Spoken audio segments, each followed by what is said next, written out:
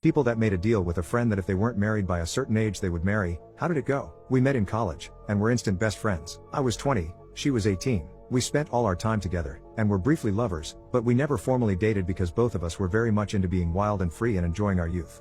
We dated other people on and off, but we talked about it and agreed that a committed relationship between the two of us would be an all or nothing kind of thing. Since neither of us wanted to give up our hedonistic, promiscuous, irresponsible lifestyle, we made a point of not committing to a relationship.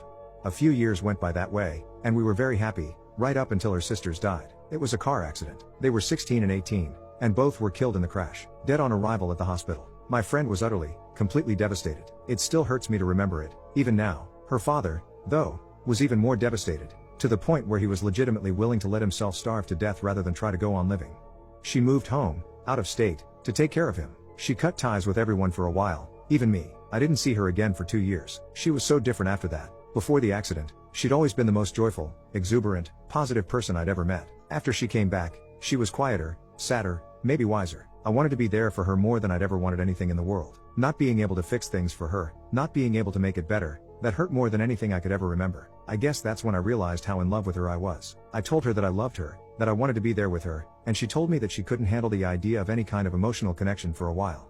Maybe a few years, she said. Maybe never. Maybe she'd never be able to open up emotionally again. She said she needed space from me, particularly from me. She said she needed to figure out what it meant to be alive in a world where her sisters were gone. She asked me to give her time, and I told her that I'd give her anything she wanted. She told me that she'd never been happier than she was when we were together. I told her the same. I told her that I understood, and that's when we made our pact. I was 25 then, and she was 23. We agreed, if she turned 30 and I turned 32, and if she had learned to heal, and if she hadn't fallen in love with someone else, and if I hadn't fallen in love with someone else, then we'd get married.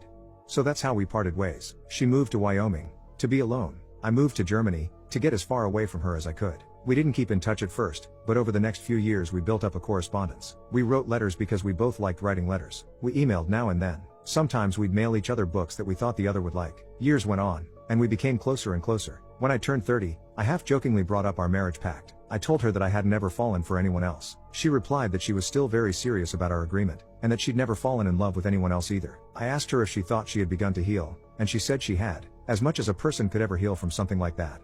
A year later, she told me she'd like us to meet and spend some time together, to see if the spark was still there. It was. She was living in California at that time, and I found a job there. I'd always wanted to live in California anyway. I proposed to her 6 months later, and she smiled and told me no fair, that I had to wait another few months, when she'd be turning 30. I thought it was silly, but at that point things were going so well that a few months didn't seem like they could matter at all.